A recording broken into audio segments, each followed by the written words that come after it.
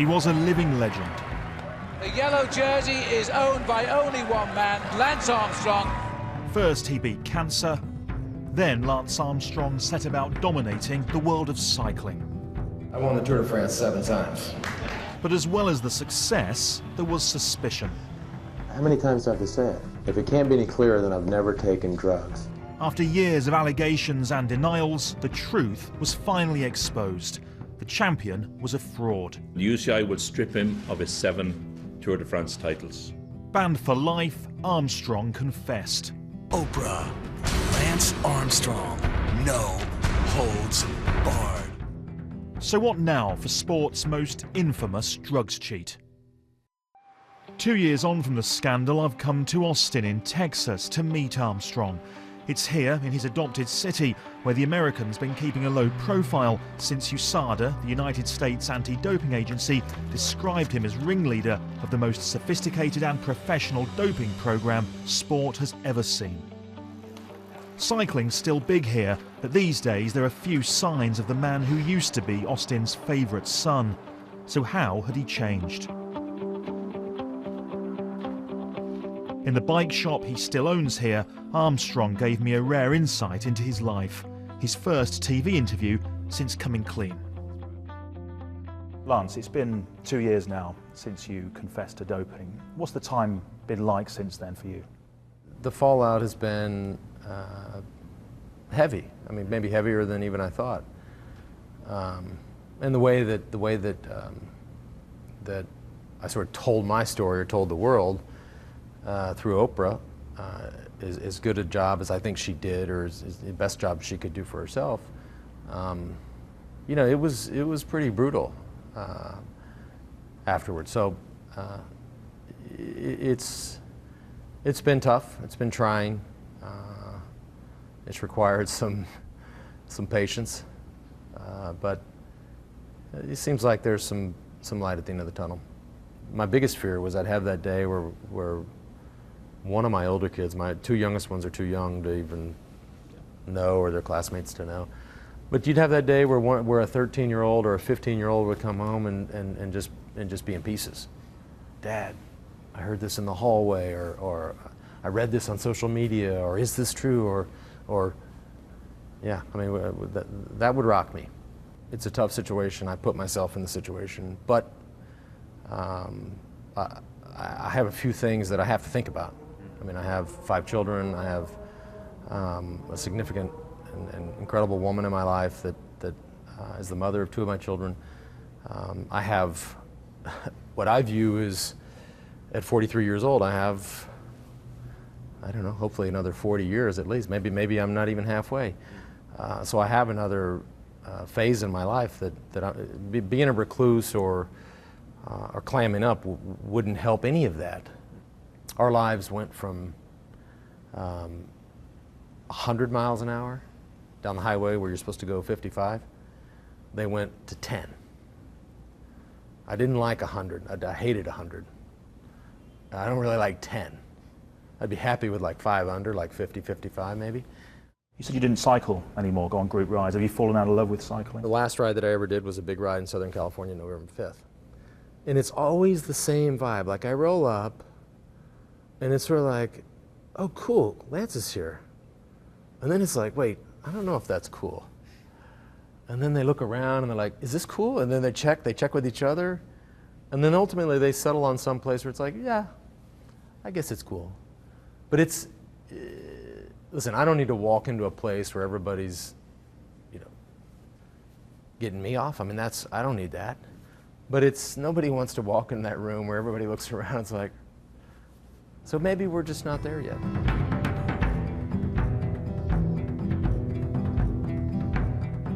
Behind these gates here in the hills above Austin is the multi-million-dollar mansion that Armstrong bought himself back in 2004. But his public disgrace has cost him dear. His sponsors have deserted him, and as the legal challenges mounted up, he sold his dream home.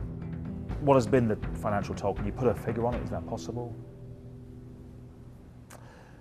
It's probably possible, but I can't even bring myself to utter look, it is what it is. It's significant, but That's my life. I mean, nobody's going to feel sorry for me for if the number is $1 or $100 million. It is what it is, and that's not. I'm focused on what happens tomorrow, and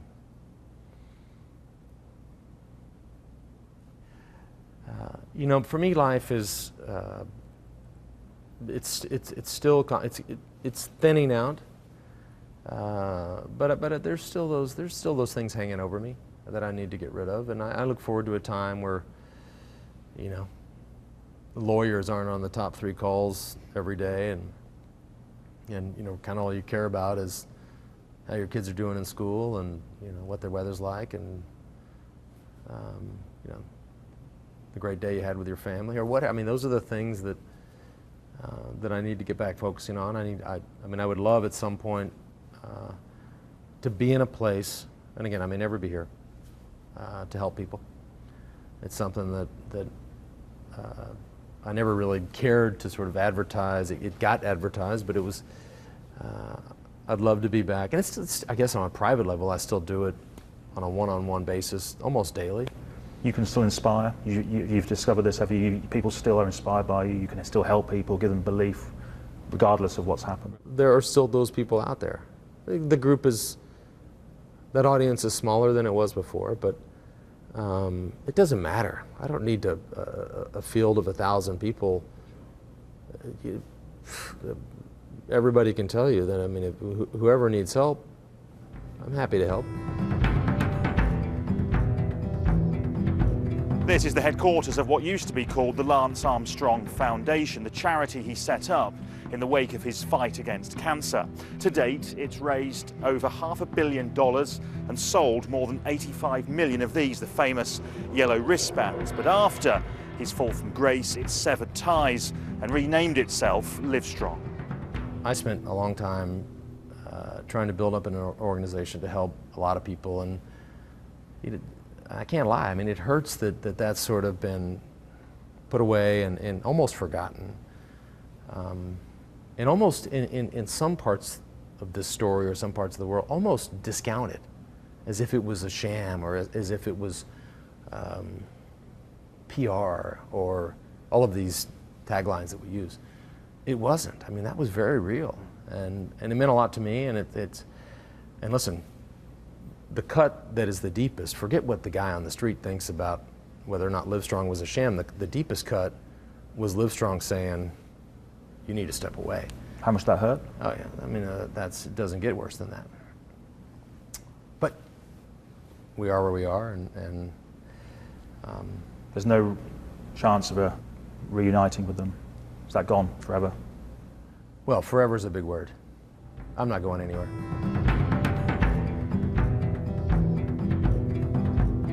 Two years after he confessed to doping here in Austin, Lance Armstrong is now taking his first tentative steps towards what he hopes will be a public rehabilitation. What many Americans want to see is evidence of genuine remorse. But when it comes to his use of performance-enhancing drugs, some may be disappointed. When it comes to the doping, would you do it again? You know, if I was racing in 2015, no, I wouldn't do it again, because I don't think you have to do it again. If you take me back to 1995, when it was completely and totally pervasive, I'd probably do it again. People don't like to hear that. But that's the honest answer. Yeah, that's the honest answer. It's an answer that needs some explanation, and it's. I mean, I look at everything. You know, when I made that decision, when my teammates made that decision, when the whole peloton made that decision, like we get it. It was a bad decision in an imperfect time, but it happened. When Lance Armstrong did that, I know what happened because of that. I know that. I know what happened to the sport of cycling from 1990 to 2005. I saw its growth. I saw its expansion. I know what happened with the industry, the cycling industry. I know what happened to Trek bicycles, 100 million in sales to $1 billion in sales. Yeah. I know what happened to my foundation, from raising no money to raising $500 million, serving 3 million people. Do all those people want to, do we want to go make a different decision? Do we want to take it away? I don't think anybody says yes. But what we want and what I want, I mean, I don't really care what anybody else wants. I'll tell you what I would want to do, is I would want to change the man that did those things. Maybe not the decision, but the way he acted. The way he treated other people, the way he just couldn't stop fighting. It's great to fight in training, great to fight in the race. You don't need to get in a press conference or an interview or a personal interaction and fight. I mean, I'd be fighting with you right now. I would be taking you on. You know, that's the man that really needed to change and can never come back. Armstrong's shop is a meeting point for Austin's cycling enthusiasts. So what do they now think of their former hero? Our view of it's pretty complicated now. You know, to hear about the level of which he drove his team to dope, and you know, the way that he bullied journalists, the way that he bullied friends and family, that's what really affected me, was the personal thing. The cycling community, especially those in the racing community, may be still a little bit uncomfortable. I think he was one of many who probably cheated. I think the big problem was the way he handled it, not the fact that he cheated. If you were a man on the street or a cycling fan, would you forgive Lance Armstrong now? Would you say it's time to move on? Well, that's really not fair. I mean, listen, I'm not going to lie to you. I mean, selfishly, I would say, yeah, we're getting close to that time. But that's me. I mean, my word doesn't matter anymore. I mean, what matters is ultimately what collectively those people on the street, whether that's the cycling community, the cancer community, it matters what they think. I mean, listen, of course I want to be out of timeout. I mean, what kid doesn't? Armstrong's still proud of his 7 yellow jerseys, believing they were won in an era when doping was commonplace and he was the best rider. Do you think you should have those 7 titles back? It's not for me to say. Listen, I mean, I think if I'm not the winner, I think there has to be a winner. I mean, and I'm not saying that, I'm just saying that as a fan. You know, you can't have, if you go to Wikipedia and you look at the Tour de France and you go to the list for 100 years, you know, there's this huge block in World War I, there's no winners, World War II, there's no winners, and then all of a sudden it almost seems like there's another World War. There has to be a winner. But that's not for me to say, and look, I'm not trying to, you know, puff myself up here. It was an unfortunate time. It was a terrible time. But it was an imperfect storm, and there needs to be a winner. And you know, listen, I don't think history is stupid. I can tell you history is not stupid. History ultimately rectifies a lot of these things. And if you had to ask me what I think is going to happen in 50 years, I mean, I don't think it sits empty in 50 years. Maybe there's somebody else's name in there, but you can't leave it empty. Do you feel that you've been made the scapegoat? Well, I deserved my actions and reactions and the way I treated certain scenarios were way out of line. So I deserved some punishment. Has it gone too far? Of course I'm going to say yes. But there's a lot of people that say it hasn't gone far enough. But just again, just for the good of the sport, I don't see how we can. I mean, I think there has to be some semblance of balance. What's really frustrating is that if my mom got MS tomorrow, and thank God she didn't, and doesn't have it, but whatever, and that was something that I wanted to help, and I wanted to go work for, and I wanted to run the Boston Marathon and raise $100,000 for the MS Society. I couldn't do it, and I wanted to not to run. I'm going to walk it. run a little bit, walk the aid stations, and finish in like 4 hours and 15 minutes. But raise $100 grand. I can't do it. That's wrong. I don't know how anybody thinks that's right. But isn't that the nature of a punishment, that it has to be a deterrent to others? Okay. It has to set an example. Some would argue, and that may be at the frustrating. expense of others. Nothing benefits me by going and running a slow marathon. These are just extreme examples. But I don't think anybody thinks that that's right. Where are all the other players in the story? I get it. I need to be punished. But we got to look at the whole, don't we have to look at the whole play? If everybody says, if we all agree that we're going to make one example, everybody did the same thing, but we're going to make one example and we're good, then I'll be that guy. I don't think everybody thinks that way. But if we think, okay, that's it, we're hanging one dude, give him the news.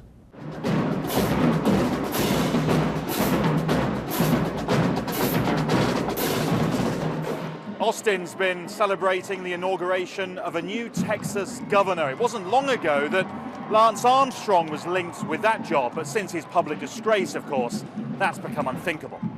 It's unfortunate that he was a hero to a lot of children, and now our young people think, oh, drugs, is that the way to go? Most of them have never heard Maybe of him not. now. I think he just faded away into oblivion. Is it time to move on? Is it time to forgive? I think it is time to move on. I mean, yes, he's been publicly humiliated, but, you know, I think a lot of things went on during that particular time in the cycling history that a lot of players were doing very similar things, but, yep, I think it's time to move on. He's made a big mistake that he needs to do some things to amend for that. And if he were to do that, that would probably raise his esteem quite a bit in the eyes of everyone, not just in Texans. And yes, he was a hero here in Austin, but people make mistakes. He needs to learn from that and then help others to not make those same mistakes. You were the ringleader. It wasn't just the doping, it was the bullying, it was the intimidation, it was the lying under, in depositions, betraying of your friends. Right, and some of that's true, some of that's not true. And there was certainly a dishonesty there that I think is totally regrettable and inexcusable. The ringleading, the bullying, not totally true. But you didn't cooperate with USADA and others did. So there's another inconsistency. Had you done so, maybe you would have had a 2-year ban or a 6-month ban, who knows? But we don't know because you didn't cooperate. Right. So I know, and it's a great question. USADA would tell you, which we've all heard 1,000 times, we gave Lance Armstrong the same opportunity as everybody else. We've heard that. Well, if you go ask George Hincapie, Christian Vandevelde, Dave Zabriskie, Tom Daniels, any of them, they're going to tell you how it went. The call goes like this. You're not getting punished. Here's what we need to hear. I never got that call. Armstrong's met with the Cycling Independent Reform Commission, or CIRC, set up by the UCI, the sports world governing body, to investigate the era of doping. With a report due in a few weeks, he faces a nervous wait to see if it recommends that his ban is reduced. have you gone further with CIRC, with the UCI's independent commission investigation than you did with Oprah? Have you given them more details? They've asked me to not sort of share specific details of the two meetings. But at this point, I mean, I think it's safe for me to say, and with respect to them, whatever questions they asked, I told. I mean, I was totally honest, and I was totally transparent. I'm not, at this point in my life, I'm not out to protect anybody. I'm out to protect 7 people, and they all have the last name Armstrong. We're in this situation because the United States of America and the Department of Justice and the FTA and the federal agents compelled people with the threat of prison time to answer questions. So that's an awfully Aren't we in this situation because you cheated, ultimately? Mm-hmm. Oh, we all did. Some would say that that's the real reason we're in this situation. Who, me or all of us? Well, you and others, yeah. It's not the fact that people went after them and tried to get them to tell the truth. It was the fact that this happened in the first place. That's the core reason why this happened. Of course, but I don't think anybody else from that generation, had the federal agents standing at their door with a badge and a gun saying, "You're going to answer my questions." Honestly, in the last 2 years, I don't know that I've done or not done something that I said I would do. I've made good on everything I said. I felt, we've talked about the International Commission. I said I'd be the first guy through the door. I did it. Yeah. For 15 years, I was a complete asshole to a handful of people or a dozen people. I said, I'm going to try to make it right with those people. And anybody that gave me an audience, I was there. Having retired after his 7th Tour de France triumph in 2005, 4 years later, Armstrong made a surprise comeback. 09-10, you said that you weren't doping. Do you stick with that? You maintain that's the case? Absolutely. Does it hurt when people say he's lying? You know, on that, I have patience on that. I got patience on that because we are going to be at a time and place where there is a rock solid test for transfusions. And the first person that they're going to say, well, let's test your samples, is Lance Armstrong, is me. And I'll say, okay. How much do you regret coming back in 2009? A lot. Why? Because you got caught as a result? No. Well, I did get, it was the bridge to the past. If I don't come back, the bridge isn't there. The view over the water is too far. The comeback was the bridge. But that was my decision. And so I have to be responsible for that. But it was one of the biggest mistakes of my life. And I don't have a good reason for why I wanted to come back. I don't have a good reason at all. But without the comeback, we are not sitting here having this conversation. That will reinforce, Lance, some critics who would say you're sorry for getting caught, not for doing it in the first place again. And they would argue, that's the lack of contrition. They want you to be sorry for doing it in the first place, and without that, they're going to be reluctant to move on and forgive. Do you understand that? I get that. Listen, I think all of us, if I go back to 1995, and some started earlier, some started a little later, but let's use that as ground zero. I think we're all sorry. And you know what we're sorry for? We're sorry that we were put in that place. None of us wanted to be in that place. We all would have loved to have competed man on man. Bread, water, naturally clean, whatever you want to call it. We're sorry. Yeah, we're sorry. We're sorry that we were put in the place and we all looked around as desperate kids and thought, God, I got to go back to Plano and maybe go back to school or get a job or work in a bike shop or work in the factory, or a kid goes back to East Europe, or a kid goes to Australia, or a kid goes back to the fields of France.